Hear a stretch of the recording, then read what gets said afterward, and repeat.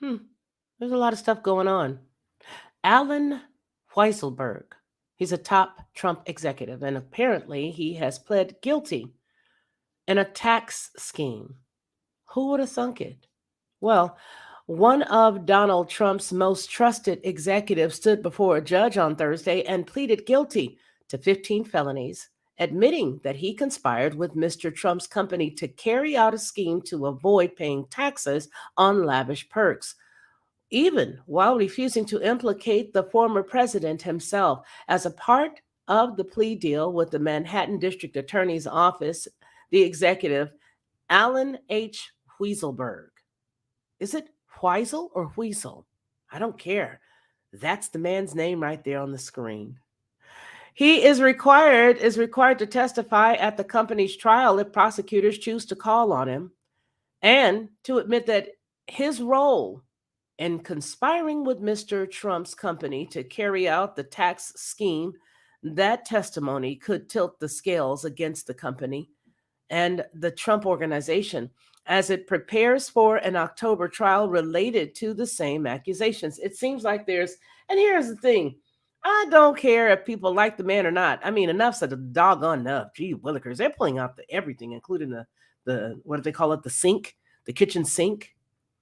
Quote, "Yes, Your Honor," Mr. Weaselberg said again and again in response to detailed questions from the judge, Juan Merchant, who asked whether he and the Trump organization committed the criminal conduct underlying each of the 15 counts. Well, he's obviously a weasel, and I don't see him. Listen, here's what I think. Isn't it amazing how somebody that is in this particular situation, we're supposed to believe that he is forthcoming with his information, when to me it would seem like it would benefit him to turn on whoever his former boss was or business dealings were held with, because then he would be able to say, okay, great, I'll only get a shorter term. Doesn't matter who it is. Could be Bob the Builder, Trump, okay, great. But it doesn't matter. He's going to save his buttocks at this point. So anyway, it says, under the terms of the plea deal, Mr. Weiselberg is expected to receive a 5-month jail term. Bingo, bango, bing, ding, ding, ding, ding. Give that girl a prize. Come on, girl. Stand up and get your gift. That's right. A 5-month jail term. Just tell us what we want to know. And if it's not the truth, it's okay. Just tickle our fancies for a few minutes. Just a little bit. We're going to give you this little slap on the wrist. And it says that it's with time credited for good behavior. You've been a good thief. You've been a good liar. You've been a good guy. So here you go. He is likely to serve about 100 days. Mr. Weaselberg, who was facing up to 15 years in prison, must also pay nearly $2 million in taxes. The plea deal does not require Mr. Weaselberg to cooperate with the district attorney's broader criminal investigation of Mr. Trump. And his admission will not implicate the former president. His willingness to accept jail time rather than turn on Mr. Trump underscores the extent of his loyalty to a family he has served for nearly half a century. And it helped stymie the larger effort to indict Mr. Trump. Mr. Weaselberg was indicted alongside Mr. Trump's family business last year and accused of participating in a scheme in which some employees were compensated with special off-the-books perks and benefits. Mr. Weaselberg's prosecutors from the Manhattan District Attorney's Office said avoided paying taxes on $1.76 million of his income over the last 15 years. In refusing to cooperate against Mr. Trump, Mr. Weaselberg fended off intense pressure from prosecutors. They saw Mr. Weaselberg as the ideal cooperator in their wider investigation focused on the former president and his business practices. He entered the Trump orbit in the early 1970s as a junior bookkeeper for Mr. Trump's father, and then climbed the ranks at the Trump organization in the decades that followed, developing an encyclopedic knowledge of its finances. We want to know what you know, Weaselberg. You see that bright light, buddy? We want you to tell us everything. Tell us where the bodies are hidden. It goes on to say that despite not securing Mr. Weaselberg's cooperation, the Manhattan District Attorney Alvin L. Bragg may still gain a victory from the deal. Prosecutors now can point to Mr. Weaselberg's admission that he conspired with the Trump organization, damning evidence against the company when they face off against the Trump organization at trial. And Mr. Weaselberg, an accountant who served as a vital role as the company's financial gatekeeper, will be branded as a felon. His plea comes as a number of other investigations swirl around the former president related to his efforts to overturn the 2020 election and his handling of sensitive documents. After he left the White House last week, the FBI agents searched his Florida home, a stunning move that underscores the extent of Mr. Trump's legal jeopardy. Do you see the stuff that they do? It's like this. They will go around, run real fast, and catch a story to make one up, right? They'll start to piece the story together. Shirley, how you doing today? And Tab P, my crypto pie, William, Daryl Calhoun, Joy, all y'all, Alvarez, what's going on, Arlene? So they'll go around and they'll pick a story, any story, and start to put pieces together. They'll put a little arm on one, then they'll put an earring on another, then they'll put a few more little baubles. But here's the deal: aren't there enough stories in Washington right now that don't require any of this, tapestry tacking? Right? I mean, aren't there some stories around Washington or hanging out there in the abyss? You know what I mean, Robert? That don't require any of the tapestry or any of the old sharpening of the needle and the thimble and thread. I mean, aren't there enough? Yeah, I think so. Yeah, I think there are. But let's just finish. So it goes on to say here that Mr. Trump is also the subject of a civil investigation being conducted by the New York State Attorney General Letitia James. That inquiry is focused on whether Mr. Trump's fraudulently inflated the value of his hotels, golf clubs, and other assets to obtain loans. You guys can read the rest of this because I'm going to go on to the next story. But the way that I see it is, let's just read this last paragraph because, Miss James, she's such a forthcoming sister, right? Yeah. Wait till you hear the good stuff about her life. Last week, Miss James interviewed Mr. Trump under oath, and the former president invoked his Fifth Amendment right against self-incrimination more than 440 times. Ms. James, whose office also worked on the criminal case against Mr. Weaselberg, will now have to decide whether to file a lawsuit against the former president. Oh, well, we already know how that's going to turn out, right? I think we all know how that's going to turn out. I don't think she's going to back down. Let's go on to the next story here. I don't think she's going to back down. I think that once they start their witch hunt, then it's over. It's just over. Okay, overt, covert. Robert says. Let's go to the next story, folks. How about the fact that, it's funny. The only people who are allowed to give any money away to their citizenry are Democrats.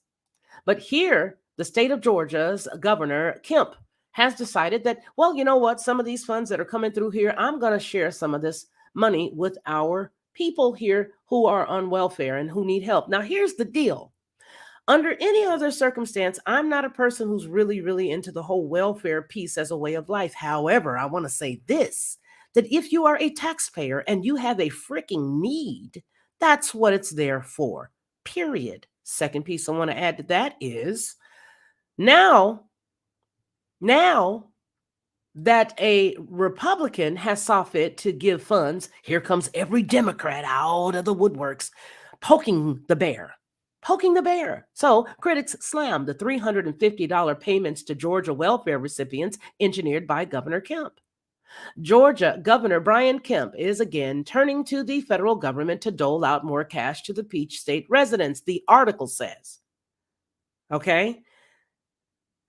Let me go ahead and then I'll give you what I think. The governor has funneled. You see how they use these terms, funneled? Back in the day when we were coming up, you never found words like funneled.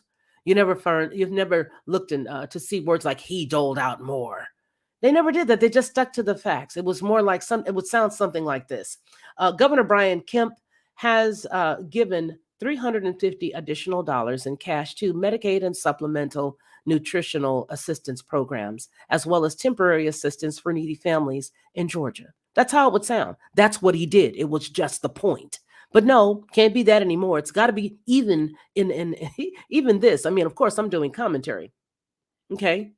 But standard news, who wants to hear a slight? But that's what they've done. Georgia Governor Brian Kemp is again turning to the federal government to dole out more cash to the Peach State residents. The governor has funneled more than $1 billion in money from the American Rescue Plan's State Fiscal Recovery Fund to the state's Department of Human Services.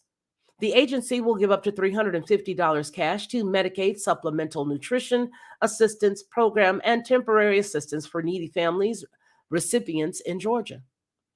Kemp, a Republican, said the one-time handout is necessary to help the recipients weather a sluggish economy amid the lingering COVID-19 pandemic and high inflation.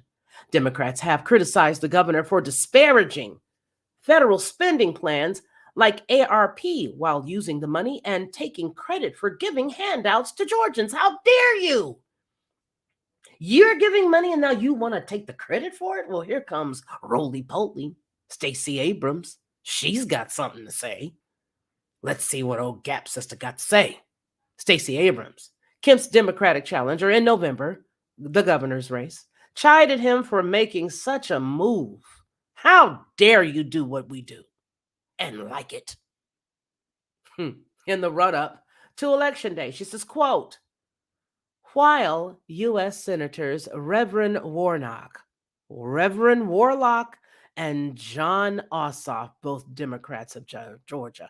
Ossoff never lived there prior to the second time he ran.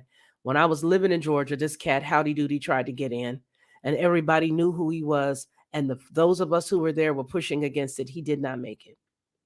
This past time, all they did is hitched him up with a warlock / reverend, and now, okay, this is my opinion, all right, and now he's one of the Democrats from Georgia. Never lived in Georgia all his life. Anyway, let's keep it pushing because I don't like Reverend Warlock at all. Okay, at all. What is he a reverend of? Anyway, I digress. He brought millions of dollars in COVID relief to Georgians. Brian Kemp criticized the plan to urge our senators to vote against it, Abrams said on Twitter. Kemp cares about winning political points, not about everyday Georgians. Abrams added, I will not wait until an election year to fight for you. To fight for you. That's what she said. According to the state numbers in 2019, roughly 1.8 million Georgians were on Medicaid, up about 1% from 2018. Spokespeople for Kemp and the DHS did not respond to a request for more data about Georgians on Medicaid. The cash giveaways is open to Georgians who were enrolled in one of the programs by July 31st. They say the cash giveaways. But nobody said anything. Hey, James, nobody said anything when she, who had nothing to do with anything, went through there and pushed the narrative when it came down to the sports team. Remember there was that sports event that was coming to Atlanta? And she sort of helped shoo it away simply because they wanted to push their little their narrative that they had. You guys remember that. That's why I don't get down with these types of folks. She doesn't care about Georgians either. And the fact that this man had a little bit of sense to say, well, you know what, doggone it, we pass some money out to every place else. Let me just go ahead on and give this $350 to our folks. It may not last them that long. You know, $350 ain't going to last long at all. But if he's going to give it to somebody, at least he gave it to citizens. And that's how I feel about the whole picture right now. The way I feel about the whole picture right now is that at least he's giving it to our citizenry. It's not being passed around like a joint at Woodstock all over the world to other people. Yeah, that part. That's right. It's absolutely right. David Bruce, how are you, precious? I'm going back on the other side. I'm going to read some more stories. We got a couple of more stories. So they said the cash giveaway is open to Georgians who were enrolled. Do you see how they like to do that? But now if it was one of them, oh, they're helping the needy. They're giving the money to who needs it. It doesn't matter. At this point, the way that our country has been passing out money to other countries, I say if an American needs it, then an American should have it. I'm going to save the best story for last because it's the story that makes me most angry. And I'm going to go right over here to this chick, which I really don't care about.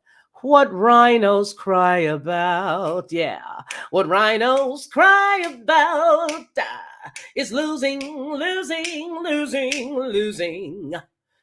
Midterm memo. Liz Cheney sacrifices herself at the altar of Never Trump.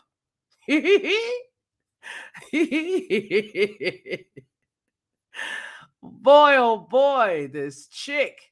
But Daddy, I wanted to win, Daddy. Why weren't you able to come out of the grave and help me win? You showed your face once, Daddy. How come you didn't allow me to win? You've got the power, Daddy. The midterm memo. Liz Cheney sacrifices herself at the altar of Never Trump. Wherever I go, I inevitably get peppered with one question in particular. Once people figure out that I'm a journalist who covers American politics for a living, why won't prominent Republicans stand up to former President Trump? This art author says. I hear this from Democratic voters naturally. I hear this from Republicans who oppose Trump, the so-called Never Trump crowd, of course, and I also get this now from the Republicans who have supported Trump in the past and might in the future, but exhausted by the political circus that is the former president and wish that he would just go away. In this regard, Representative Liz Cheney offers a window into why so many prominent Republicans have been unwilling to stand up to Trump and vocally denounce his unsupported claims that the 2020 presidential election was stolen. And I'm going to bring this down a little bit because they all know the crap was true. It did. It did. It did. They did do that. They did do that. You guys are tripping. It's just like the whole thing for last January. I mean, you guys, they push you to they want you to just become a liar. Join us. Be a liar. Just be a liar. Don't see the obvious. We want you to just be a liar. Because as Cheney discovered Tuesday, in losing badly to Trump endorsed challenger Harriet Hagman, who I believe is going to show everybody that she's just another piece to the puzzle. I believe she is. I don't believe none of these people do want any good for anybody but themselves. I believe that once you get a foothold in of all these fake rhinos, you're gonna have nothing but people who are Democrat that dress up like a Republican and come on and get somebody to pat them on the back and then they jump in. Same thing with the whole Oz piece. The whole Oz piece. You remember what was going on with the whole Oz piece? Really? So we already know. So love for sale, votes for sale, pats on the back, and endorsements for sale. That's exactly what we're looking at here. Anyway, because Harriet had a whole bunch of money. Anyway, Trump endorsed challenger Harriet Hagman in the Republican primary for Wyoming's at-large House seat. Doing so makes the GOP voters very angry. They adore the 45th president. If other prominent Republicans followed her lead, many would then find themselves out of a job, just like Cheney, a once rising star inside the party. Oh boy, communists, all of them. And that's the last place any of them want to be, now or in the future. In other words, it's not Trump who wields the power in this relationship. To borrow a famous phrase, it's the GOP voters, quote unquote, stupid is what this says. None of this seems to have mattered to Cheney 56, and that is a rough 56. I cannot believe that chick is just a year younger than me. That is a rough 56. Let me blow a horn here. Let me blow a horn. Let me change this picture so we could take a glance. Let's take a glance.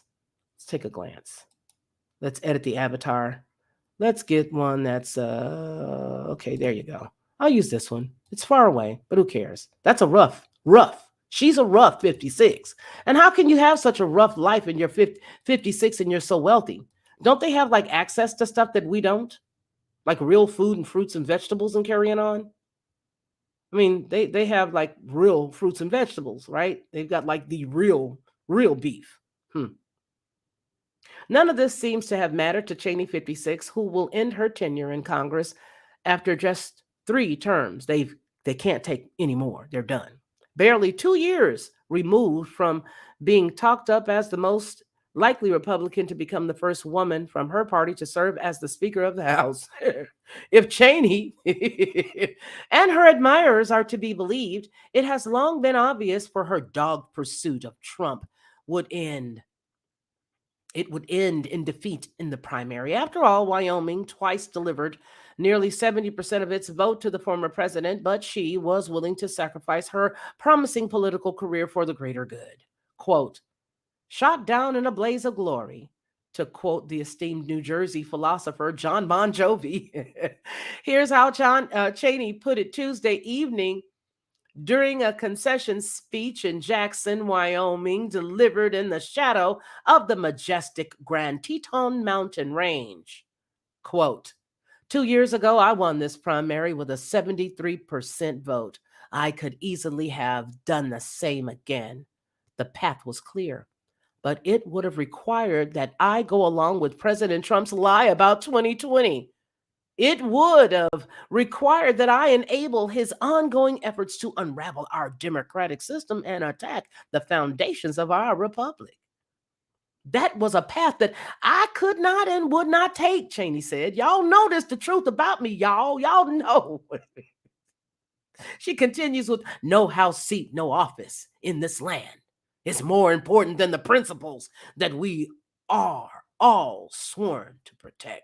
Girlfriend, you lost. Period. Don't get up here and try to act like you were put on the chopping block. You sacrificed yourself because you just wanted to stand up for what was right. Dude, you are a fibber. You're fibbing, fibbing, fibbing. Cheney's critics, among them Republicans who privately share her opinion about Trump, view her predicament from another vantage point. It goes something like this.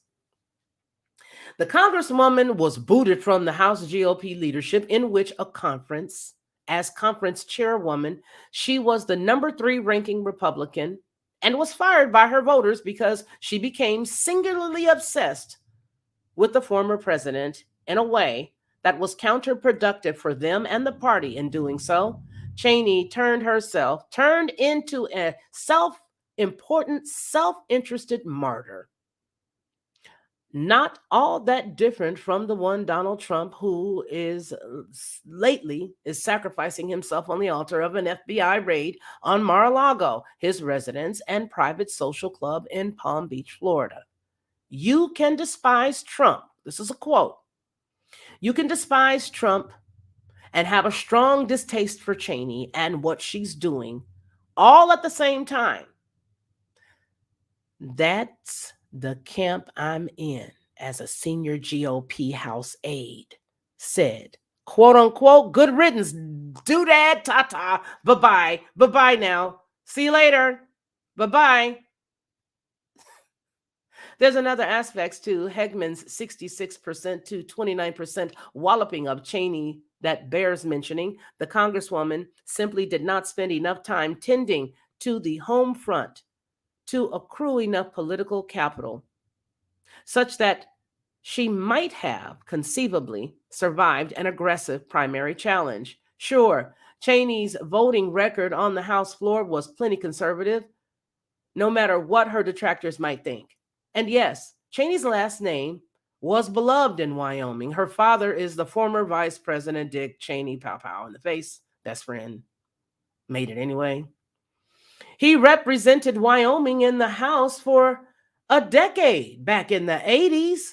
But now that people can see and they know who he is and they know who he was and they know who she is, they gave his daughter just a couple of years, not even long enough to do any real significant continued damage, because she did some damage. But now that they know who she is for real, they don't want no more. They don't like the taste that she left in all of their mouths. And so now, be gone, sister. Scram. Bye-bye. Ta-ta. Go away now. So, something, what does it say? Back in the 1980s, and has always been something of a favorite son in the cowboy state. But in part because of Dick Cheney's year in government service, Liz Cheney spent years elsewhere and was not considered a local. And after winning Wyoming's at large House seat in 2016, the same year Trump advanced to the White House, Liz Cheney didn't compensate by traveling the state and focusing on parochial concerns sufficiently to convince her predominantly Republican electorate that she was truly one of them.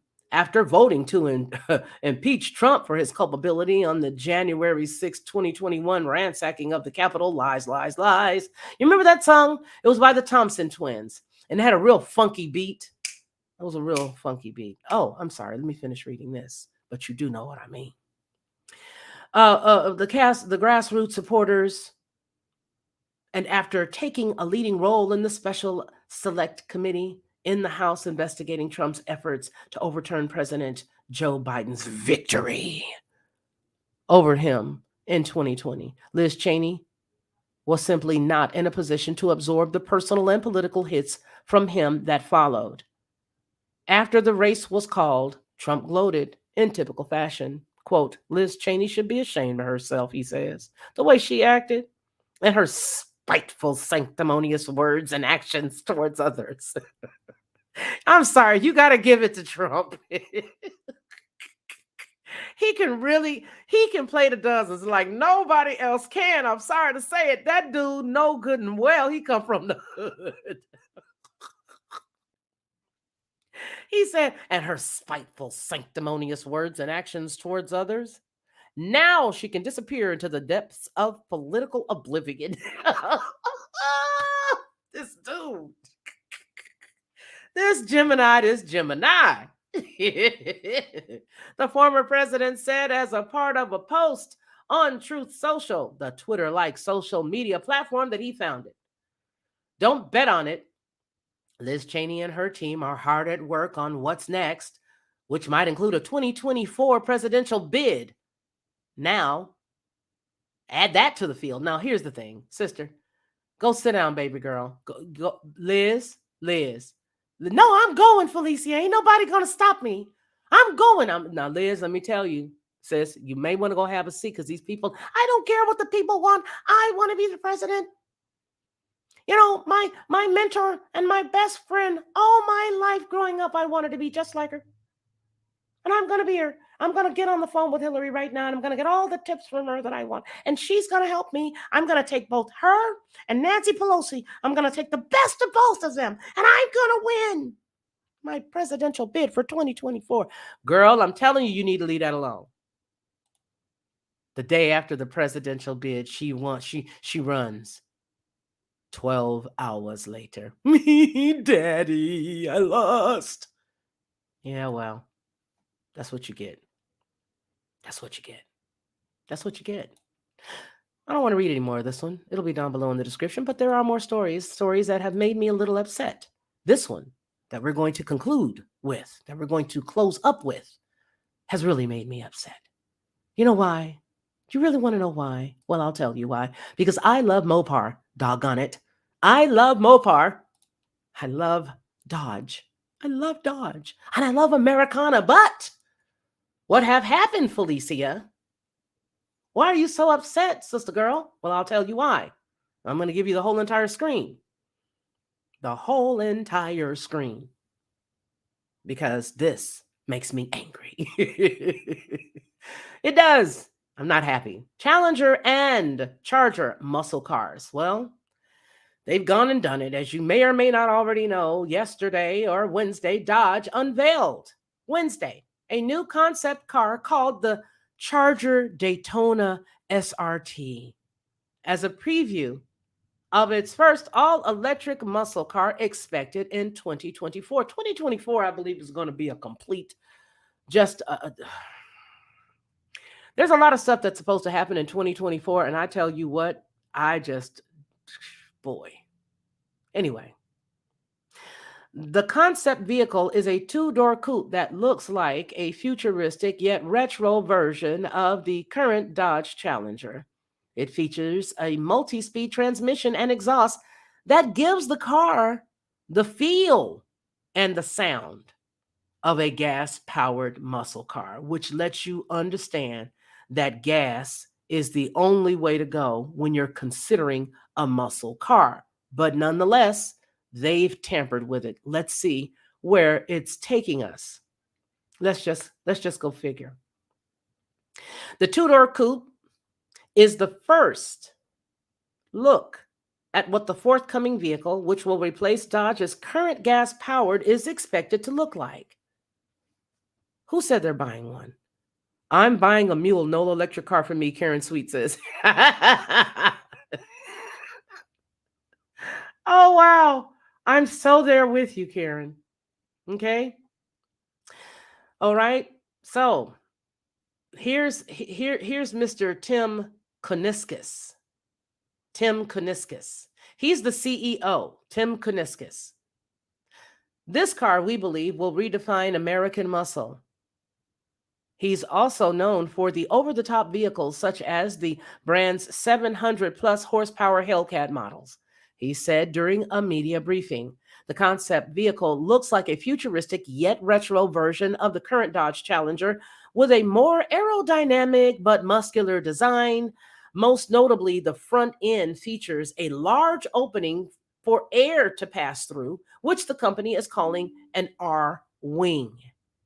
An R-wing. You see it. It's right there. They said it. An R-wing. The front wing, as the vehicles, listen, look, what is this called? This is a fratzonic chambered exhaust.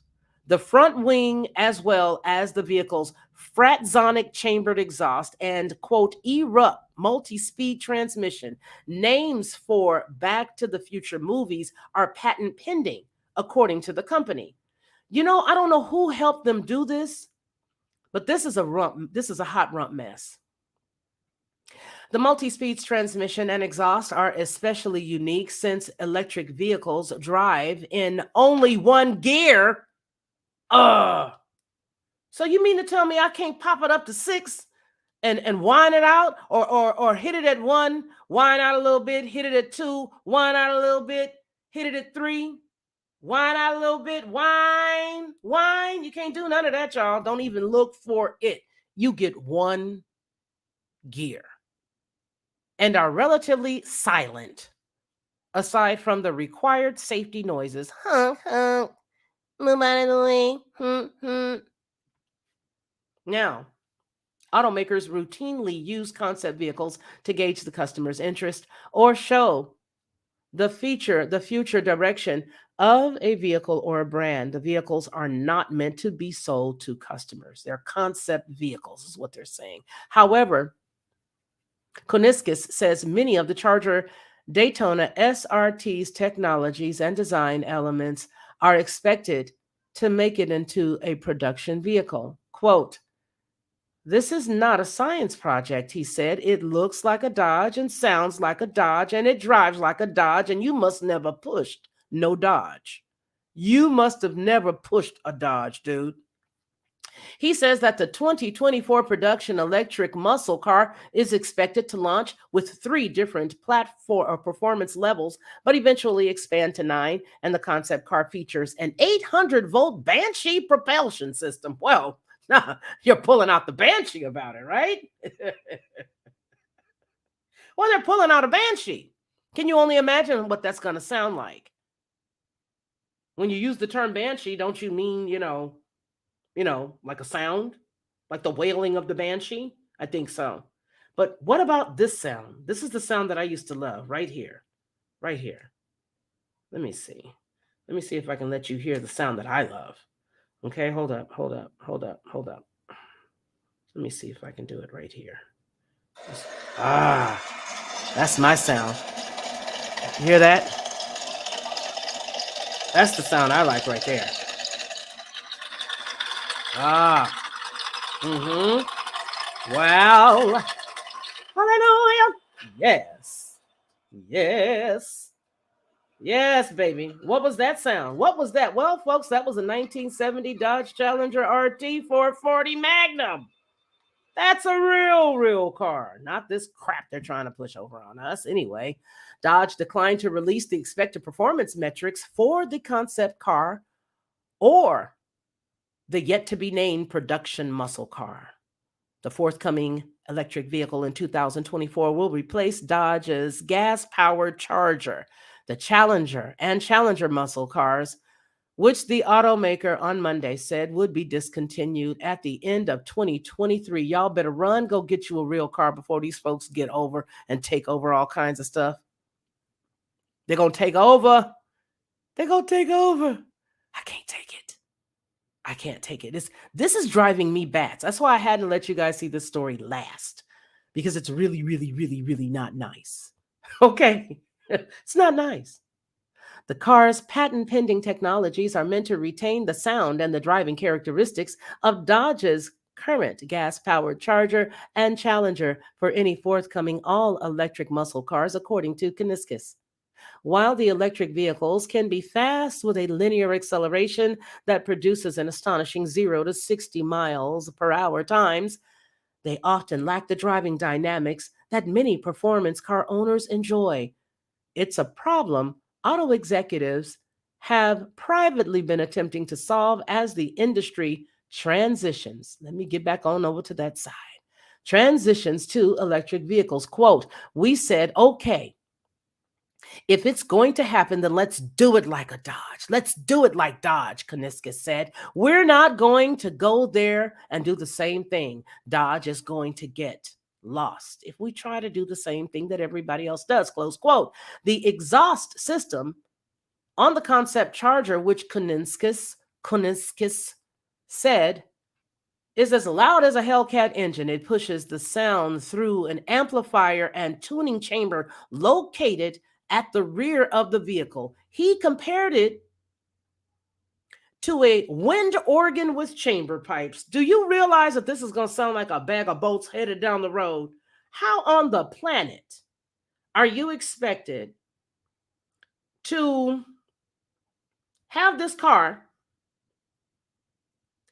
and how you expected to have this car, and on top of having this car, you're not even going to have it have a real sound inside the vehicle. You're literally going to make it have an instrument, which is going to be akin to maybe a radio that has blown out speakers after a minute.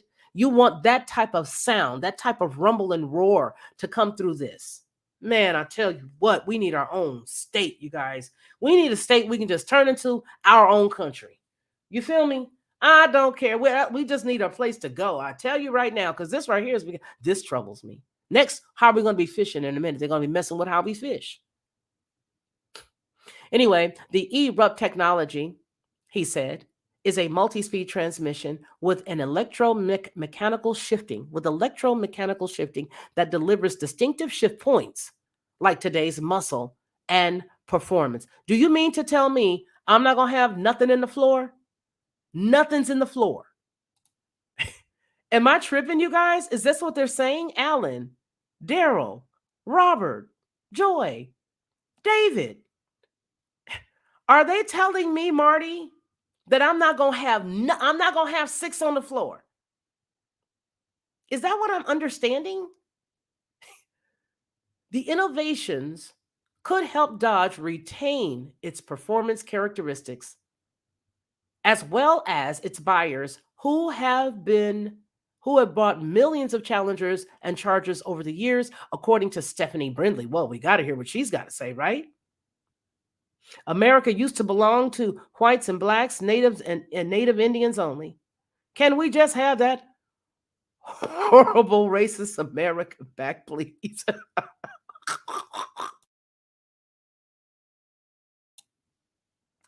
What are you talking about, Rooster? Oh boy. But is that what they're saying? Are they telling me that I'm not going to be able to have the six on the floor? Yes. Have to get to the old ones from Cuba. Okay? Am I imagining this? This is terrible. But of course, now we've got to see. Fifi, you're not going to have floor in them because you need your feet to stop.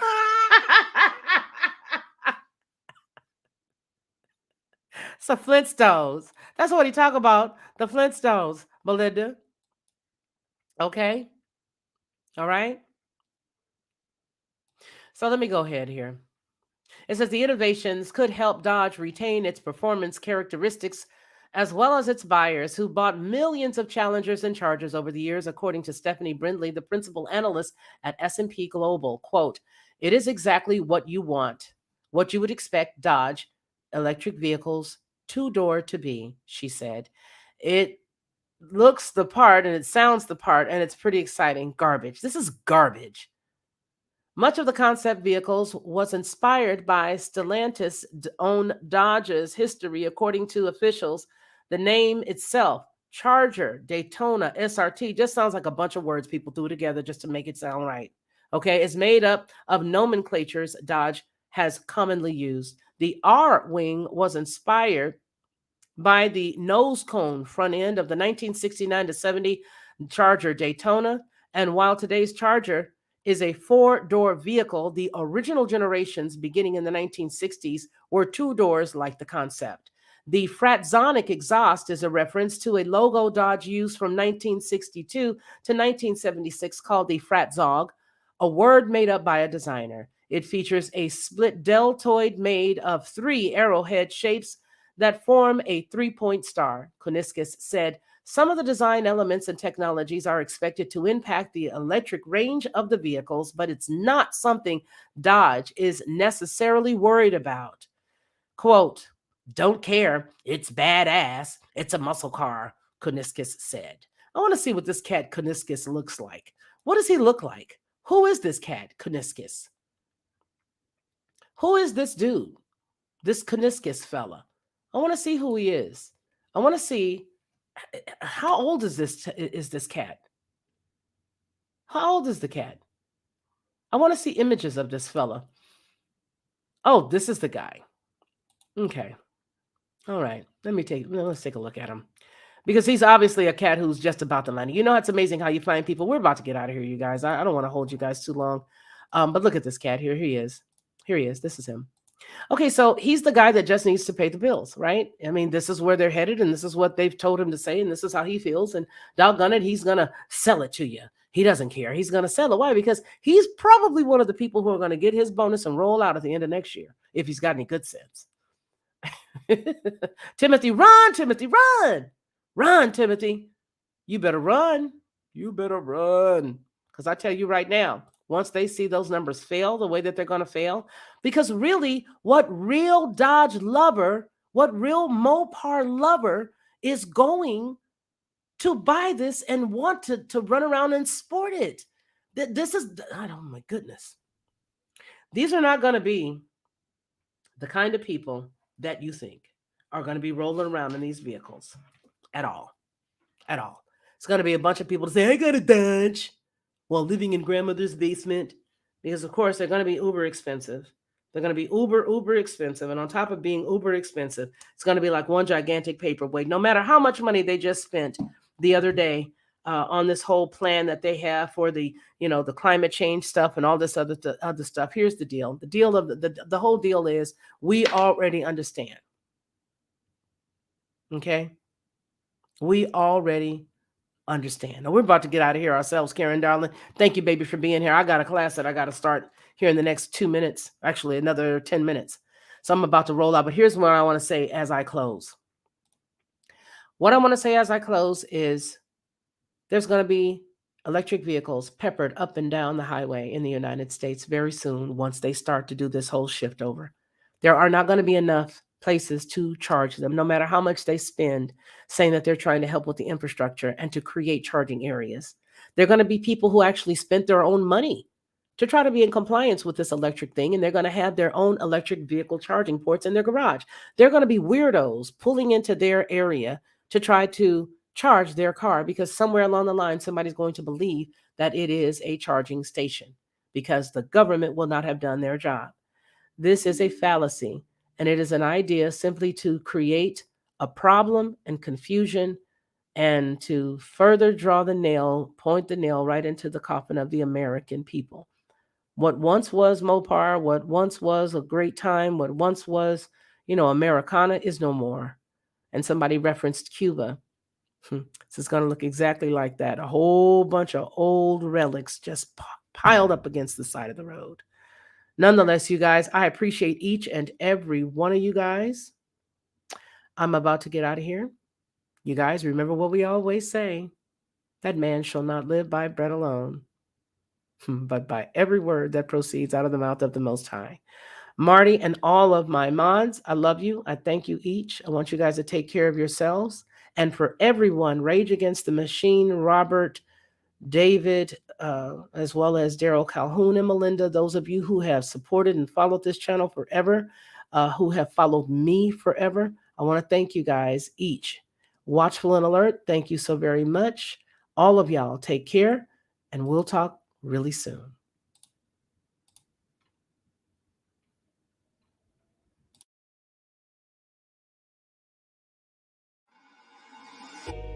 The Lockhart Perspective.